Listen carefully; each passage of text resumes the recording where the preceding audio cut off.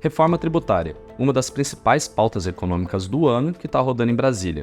Mas, para entender a reforma, o que a gente precisa pegar de ponto-chave para ser destrinchado, o que precisa ainda ser mudado e qual o posicionamento da indústria acerca dessa matéria? Bom, para falar comigo hoje, estou aqui com o Igor Rocha, que é economista-chefe da Fiesp, a Federação das Indústrias do Estado de São Paulo. Tudo bem, Igor? Como é que você está? Tudo bem, Thiago? É um prazer estar aqui com vocês hoje. Eu que agradeço a participação. Como a gente trouxe você aqui representando a Fiesp, é uma pergunta mais direta, para entender qual que é o posicionamento hoje da Fiesp em relação a essa proposta de emenda à Constituição, que simplifica na prática o sistema tributário nacional, acerca ali da unificação unificando tributos, aliás, acerca do consumo. Qual que é o ganho para a indústria nacional hoje? Qual que é o posicionamento de vocês, a visão de vocês, de forma geral, sobre essa proposta de emenda à Constituição? Na Fiesp, a gente, ao longo de mais de um ano, porque começou no início do ano passado, na gestão do presidente Josué, que eu cheguei lá, que a gente conversou com diversos segmentos, diversos sindicatos, que representam os mais diversos setores do setor industrial, sobre qual que seria o posicionamento da casa sobre um tema tão relevante.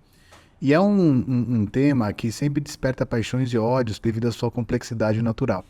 É um tema que se arrasta há 30, 40 anos, essa discussão no Brasil, e a gente vê o quão atrasado que o Brasil ficou em relação a esse tema. Uhum. Atualmente, 174 países adotam o IVA, mais de 90% do mundo, tá certo? Os países que não adotam, Afeganistão, Iraque, Coreia do Norte, e o Brasil está nesse seleto grupo desses menos de 10% que não adotam, tá certo? Então, só do ponto de vista da experiência internacional, a gente já conseguia ver que tinha alguma coisa errada. Ninguém olha para o Brasil e fala, não, o sistema tributário brasileiro é super bom. Não, não é, ele é muito ruim. Então, assim, ele é ineficiente, ele é complexo, tem regras extremamente arbitrárias, subjetivas, etc., Tem a famosa brincadeira se o bombom é chocolate ou waffle, Uhum, Então, assim, dentre... Isso é clássico, Clássica, dentro de diversos produtos que passam pelo mesmo problema, tá certo? E o IVA, o que é um IVA ou um bom IVA? Ele é um imposto, que o melhor possível que incida sobre uma base ampla, não cumulativo, de preferência com uma alíquota única e o mais isonômico possível. Também o IVA ele tem uma coisa muito boa dentro da sua não cumulatividade, que é diferente do modelo hoje que é cumulativo, que hoje você paga imposto sobre imposto. As pessoas às vezes não sabem, às vezes as pessoas, os segmentos falam, eu pago 10% de alíquota, por exemplo. Não, você não paga 10%, você paga mais. Você está pagando, porque a sua cadeia já pagou outros impostos e você está pagando imposto sobre imposto. Então isso precisa ser dito, porque há uma dificuldade às vezes de compreensão. Muitas vezes as pessoas falam, nossa, porque vai aumentar os impostos? Não vai, porque a arrecadação tributária está na PEC que vai ser mantida. Não vai aumentar. Agora, o que é que acontece? Que você eventualmente tem que ter um rebalanceamento. Hoje, o grande problema do Brasil, e eu sempre brinco, mas é uma brincadeira relativamente triste, é que a gente fez um trabalho profissional de fomento à desigualdade social, setorial e regional. Então você tem um regime especial numa determinada região que impõe um custo para todo o Brasil, você tem um tratamento diferenciado, muitas vezes, para um setor que passa a conta dessa meia entrada para todos os setores da economia. E isso acontece também na questão social. As pessoas, o mais pobre paga proporcionalmente menos imposto do que o mais rico. Então a gente fez esse trabalho profissional, ao longo de 500 anos de história, que fez com que, obviamente, a gente tirasse a eficiência do sistema econômico. Muitas vezes a gente não sabe se um segmento ou um setor está performando melhor devido à sua competência ou devido a diversas benesses tributárias e fiscais que possuem, que muitas vezes mascaram a real performance que teria em condições mais isonômicas possíveis. Então, o que acontece? Tanto do ponto de vista social, setorial, regional, quem tem esses privilégios, geralmente, performa melhor, e por performar melhor, acaba tendo um poder econômico maior, que daí conseguem ter mais benesses ainda, e isso vira uma bola de neve, onde quem, na verdade, deveria estar sendo o foco deste equilíbrio, desse reequilíbrio dentro do país, não tem, e cada vez fica pior. Então, são medidas muito concentradoras que foram feitas. Nós discutimos com os diversos segmentos, olha, a proposta da Fiesp é de apoio à reforma tributária, preferencialmente com uma alíquota única. A gente já sabe que já tem o dual, que é o IBS e o CBS, separando estados e municípios do governo federal. Mas, né, o posicionamento da casa até então era de ser o mais isonômico possível. A gente sabia que, obviamente, tem setores, segmentos que podem eventualmente ter algum tratamento diferenciado, mas sempre baseado na experiência internacional e em critérios objetivos. Infelizmente, a gente viu que houve, né, um tratamento demasiado para exceções, tá certo? No texto que foi aprovado. E é preciso que dê uma enxugada. Se todo mundo pagasse, considerando o Simples Nacional, mantendo o Simples Nacional e a Zona Franca de Manaus, a gente teria ali uma alíquota entre 20% e 22%. Com o texto que passou, a gente vai ter uma alíquota acima de 25%. Poderá ter. Isso é muito ruim, porque você está falando o seguinte, olha, é como se fosse um condomínio. Como quando alguns não querem pagar, outros vão pagar a conta. Ou então uma conta de um bar, de um restaurante, onde você vai com os amigos. Se 3 levantam a mesa e falam, vão embora, não vou pagar, a conta vai ficar para você, não tem segredo. Sim. Né? Então, é muito importante que essas exceções demasiadas sejam corrigidas, ajustadas, mas, obviamente, sim, respeitando que algumas coisas fazem sentido. Né? Tem um período de transição aí que é relativamente longo, mas devido a algumas questões que a gente pode até conversar aqui, eu não vejo como ser de outra forma, infelizmente, né? Mas a gente pede exatamente esse enxugamento e que o teto seja de no máximo 25%, né? O teto aí para a economia, porque senão fica fácil, né? Você sempre passa a conta para o outro pagar. Inclusive a gente tem uma tela para mostrar como que ficaria, né? Aí justamente trazendo como fonte o Ministério da Fazenda, como que ficaria o IVA, dada a proposta que é debatida hoje, né? Que ficaria ali uma alíquota entre 25,45% e 27%, ultrapassando os 25% que você comentou aqui, né, Igor? Que seria ali o máximo, né? Que é o que vocês acham que é o justo, que é onde tem que bater. Existe uma proposta vinda de vocês, da parte de vocês, que vocês consideram mais adequada para outros setores, de repente, da atividade? Algum enxugamento que vocês consideram adequado? Vocês colaboram de alguma forma com isso, para esse debate? Ou não? Vocês só defendem pelo menos o teto da alíquota ali? Vocês têm uma proposta para isso?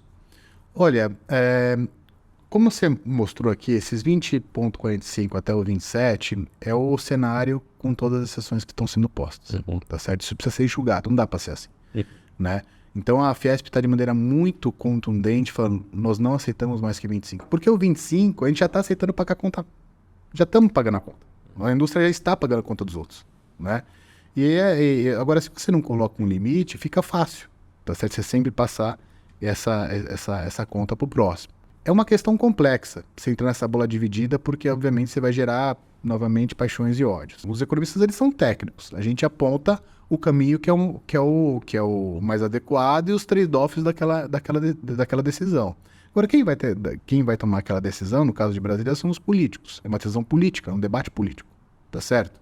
Claro que esse debate político pode sair algo melhor para o Brasil ou algo pior para o Brasil, né?